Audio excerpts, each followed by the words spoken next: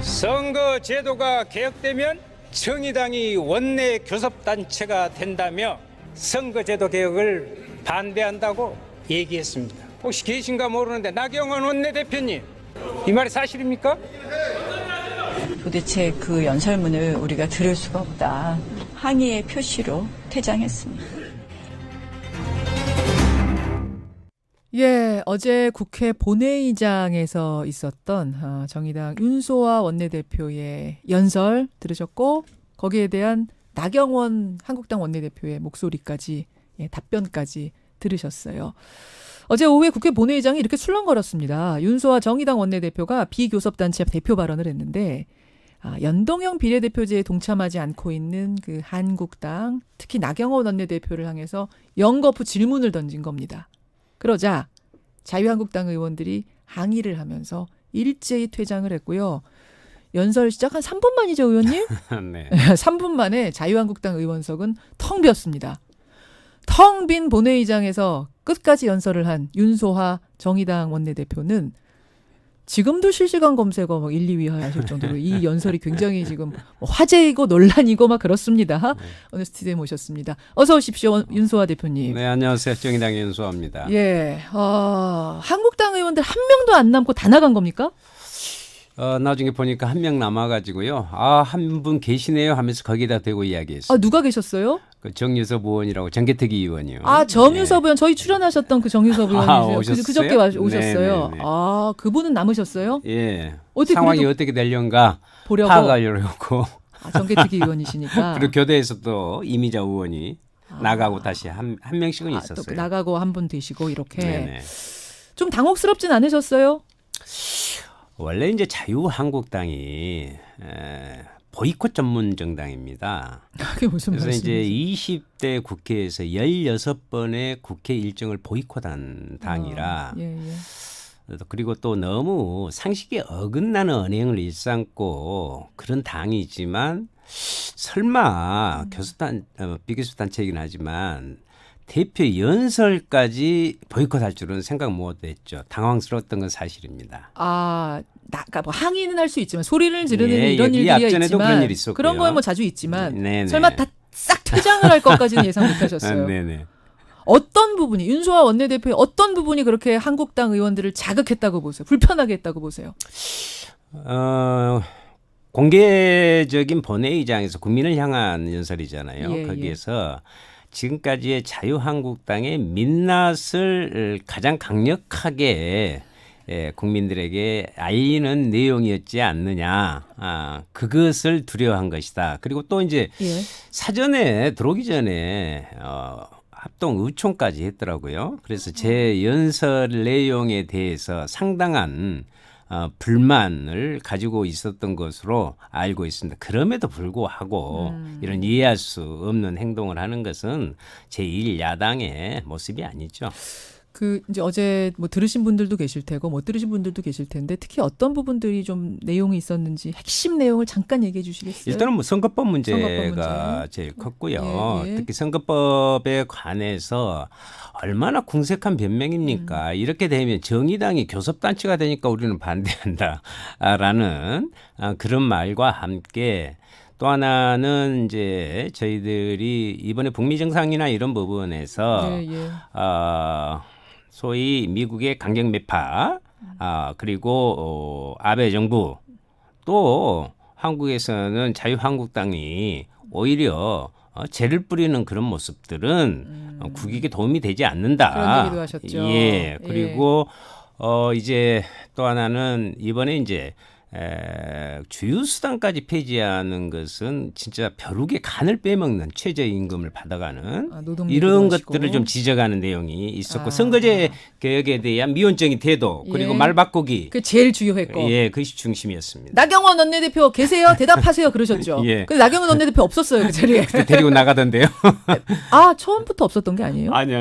처음에 있었어요? 이따가 막 나오라고 이렇게 손짓하면서 해가지고 그걸 다 보셨군요. 그 예, 그런데 과정들을. 이제 제가 예, 그렇다고 해서 거기에다 대고 예. 뭐 소리를 높인다든가 이런 것보다는 예. 국민들이 이 내용을 보고 판단할 문제이기 때문에 국민을 향해서 연설한다라는 예. 마음으로 돼 있죠. 자, 한국당의 얘기는 이겁니다. 이 새로운 선거법 합의안, 선거제도 개혁안, 즉 50% 권역별 원내 연동형 비례대표제 뭐 이렇게들 표현을 하던데 이거 시뮬레이션 돌려보니까 결국 가장 이득을 보는 당은 정의당이더라.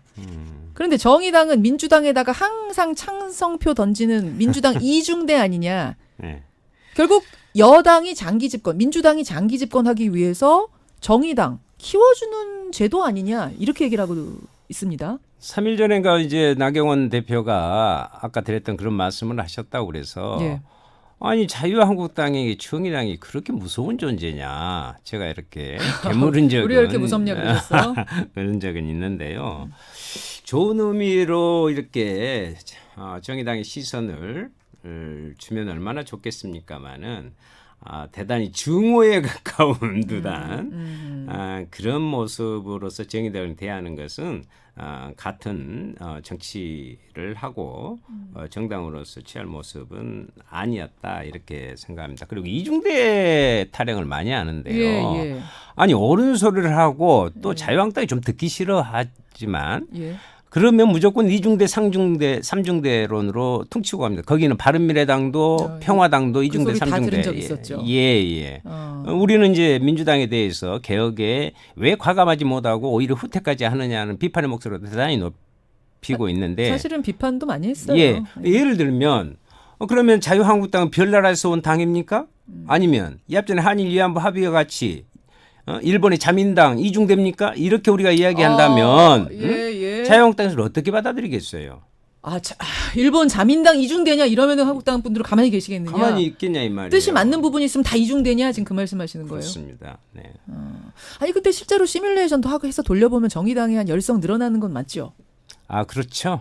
그리고 이미 예. 지금 원래 선관위에서 2015년 16년 총선을 앞두고 공고했던 안이 300명 중 200대 100이라는 중앙선관위 안 그대로 했으면요. 예. 저희들은 이미 21석으로 자체 원내 교섭단체가 돼 있어서 더 늘어난다? 국회에서 국민을 위한 좋은 일 많이 하고 있었을 겁니다. 자, 한국당이 이 선거 개혁안을 반대하는 두 번째 이유는 뭐냐면 도대체 무슨 말인지 모르겠다. 너무 복잡하다 이거예요. 이거는 심지어 심상정 정개특위 위원장도 쉽게 설명을 못하고 컴퓨터로 돌리면 알아서 결과 알려준다라고 할 정도이니 이걸 어떻게 국민들이 투표권자들이 표를 던질 수 있겠는가? 아니 유권자가 정확히 알아야지만 이 투표하는 거 아닌가? 너무 복잡하다. 어떻게 생각하세요? 역으로 한번 묻고 싶어요. 예. 자유한국당이. 예. 그러면 3개월 동안 정개특위의 구성도 위원도 내놓지 않고 이미 그렇게 합의를 해놓고도 불구하고 자유한국당 의원들이요 연동형 비례대표제가 무엇인지 전혀 몰라요. 그리고 오히려 저한테 연동형 비례대표제가 어떻게 되는 거예요? 묻고 있단 말이에요. 그만큼 이 국회 선거제도를 결국은 만들어야 할 국회의원들 스스로가 여기에 대한 관심도 없고요. 아예 하려고 생각도 안 했기 때문에 연동형 비례대표제랑 자체를 국회의원이 모른다는 게 말이 됩니까? 그러니까 이번에 이 새로운 권역별 연동형 비례대표제 말고 그 전에 그냥 순수한 연동형 비례대표제도 잘 모르신다고? 모릅니다. 막 물어보세요? 자꾸? 요즘은 국민들도 거의 많이 연동형 비례대표제에서는 그 기본 뜻은 알고 있거든요. 그런 것을 좀 지적하지 않을 수 없어요. 물론 처음으로 이렇게 설계하다 보니까 보다 디테일하게 다 설명은 될 수가 없는 부분도 있습니다. 근데 실제 이것을 대원칙과 그 갈래는 잡아놨지만 이것을 정개특위에서 다시 중앙선관위로 넘깁니다. 그럼 중앙선관위에서 인구수라든가 이런 거에 선거구 획정이라든가 것을 다시 설계를 구체적으로 해서 다시 넘어오거든요. 그럼 좀 쉬워져요? 솔직히 좀 어렵긴 어려워요. 좀 이따 그러면 거기에 대해서는 제가 설명을 아주 쉽게 지금 드리렵니다. 시간이 여하튼 알겠습니다. 자, 그렇게 답변을 하시는 거고 또 하나 한국당만 빼고 나머지 4당은 저는 마음이 다 맞는 줄 알았거든요. 네네. 그래서 한국당만 빼면 패스트트랙에 올리겠구나 했는데 바른미래당에서 지금 이 문제 때문에 삐그덕거리고 있죠. 어제 그냥 당이 깨진다는 소리가 나올 정도로 삐거덕거렸습니다. 깨지기는 힘들 겁니다. 또 그건 왜 그렇게 보세요? 실제 그 안에서 약간의 이견은 있지만 예. 한편으로는 선거제 중심으로서 이견을 표출하는 분들도 계시지만 선거제 부분에 대해서보다도 예. 공수처나 검경 수사권 조정에 있어서 일부 그 임명하는 방식이나 권한의 배분의 문제라든가 이런 것에 더 중심을 놓고 있는 반대하는 이것이 분들이? 양자가 좀 섞여 있어요? 엇갈리는 부분이 예 그렇습니다. 아하, 선거제 때문만은 아닐. 예 그렇습니다. 근데 어쨌든 간에 지금 반대하는 의원이 한 10여 명 돼요. 지금 네네. 바른미래당에서 활동하는 의원이 25명이거든요. 실제적으로 활동하는 분은 한 25명인데 그중에 10여 명이 반대하면 이거 사실은 김관영 원내대표나 손학규 대표가 밀어붙이기 어려운 거 아닙니까? 물론 거기에서 지도부의 입장이 그리고 지도부의 입장을 떠나서 예. 여야 4당 특히 3당이 그 당 대표가 단식까지 했잖아요. 손학규 대표. 그 부분이 존중돼야 되고요. 또 하나는 이 정개특위에서의 패스트트랙을 태우는 게 정개특위의 몫이지 예. 우총에서 결정할 문제가 아닙니다. 또 사개특위에 있어서 검경수사 사개특위의 부분에서 5분의 3이면 되는 것입니다. 그걸 통해서 지도부의 지도력이 관철되는 것이지 하나하나 이렇게 디테일한 그렇게 해석을 하셨어요? 예. 그러니까 그게 지금 해석이 좀 다르네요. 어제 지상욱 의원 해석은 전체 의원 수의 3분의 2가 동의해야 된다는 거고 예. 우리 지금 윤소아 원내대표 얘기는 정개특위 위원 중에 제 이야기뿐만이 아니고 김관영 그것은 원내대표도. 일반적 원리고 김관영 원내대표의 알겠습니다. 설명이죠. 네. 이런 상황에서 네. 어쨌든 패스트트랙 가는 겁니까? 태울 수 있다고 보십니까? 아니면 바람이 아니라 현실적으로 어떻습니까? 저는 간다 이렇게 봅니다. 여기까지 와서 예. 그것도 완전한 연동형도 아니고 예.